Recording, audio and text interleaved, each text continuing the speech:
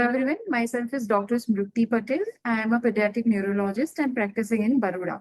I am a founder of Growing Brain.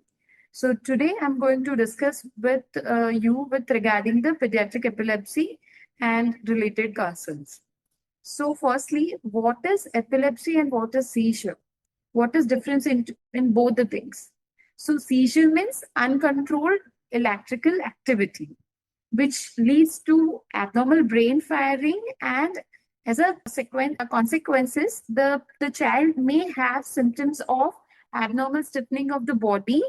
They becomes unresponsive and having a staring look, or sometimes they can also have certain jerks like movements. So as a result of abnormal firing, they can manifest to have such symptoms. So that is called a seizure. So there are many reasons for having seizures. If you have a low sugar, low calcium, or sometimes after the brain injury, when you have a bleed in your brain, or when you have a stroke, or when you have a fever, someone can throw the seizures. So what is epilepsy? So epilepsy means without having any underlying triggering factor. I'm saying like it's not having some circumstances and still the child is having, when the child is healthy, not having anything, fever, nothing, and unprovoked seizures are happening repeatedly, at least minimum 2 episodes, 24 are apart, then we can label the child as having epilepsy. Means there are no other triggering factor other than the brain, then it is labeled as a epilepsy.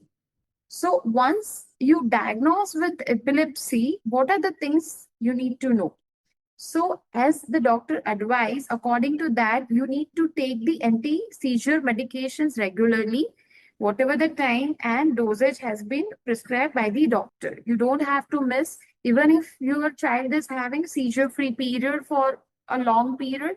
If your doctor is very kind of confident that now there is a stage where we can come down with the medications, then only with advice of the doctor, you have to come down with the medications.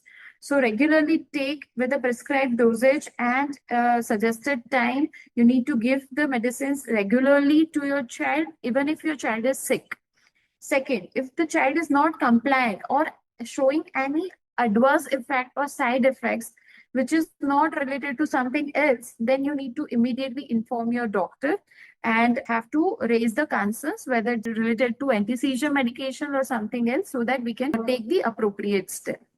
Third thing is you have to maintain your lifestyle also. Like there are certain triggers for the seizures, like abnormal sleep deprivations or poor sleep hygiene can lead to seizure, even stress and your dietary styles, they are having more junk foods having in the meal can also trigger the seizures. So you need to maintain your sleep hygiene, eat healthy homemade foods, drink more water, avoid certain lights, which is called photic stimulation. So certain lights are showing this, seeing the screen or mobile excessively, that can also lead to seizures. So you have to make sure that all lifestyle precaution has to be taken by your child. And of course, certain activities which is dangerous for your child or life-threatening when the child is having active seizures, like something like swimming and driving, at least for a year, we have to stop. And once at least your child is having seizure-free period, at least for a year, then maybe under guidance or under supervisions, we can allow your child to swim or allow to drive if the age is appropriate. The third question is, what are the things we need to do when your child is having active convulsion or active seizures? So first of all, you have to keep your child in a safe environment where he should not get injured. So try to make him in a left lateral position, sideline positions if possible, which can stop aspiration, or the child's airway will be intact during that period and child won't aspirate and the respiratory related complication won't happen. Don't restrain your child. Don't try to close his or her eyes, or don't try to put something into the mouth or make to him smell. So which will not prevent the seizures, but it can injure your child, or it can injure yourself also. If you are trying to put fingers into the mouth, then your child can bite your fingers. Instead of that, you have to make the room little more having airy, where you can make the windows open.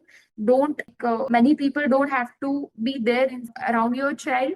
maybe you can do the video recording of that event so that the exact scenarios what happening you can show to your doctor, which can help him or her to diagnose appropriately and make necessary changes in your child's treatment. And once if your doctor have suggested some spray which can prevent the seizure, prolonged seizure, that thing you can put into the nostril according to your doctor's advice.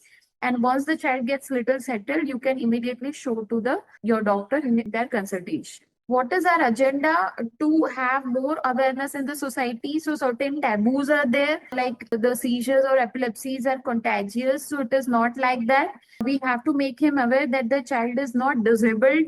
Along with the treatment, he or she is like a normal child and it is not a contagious disease. So he or she should be treated like a normal child.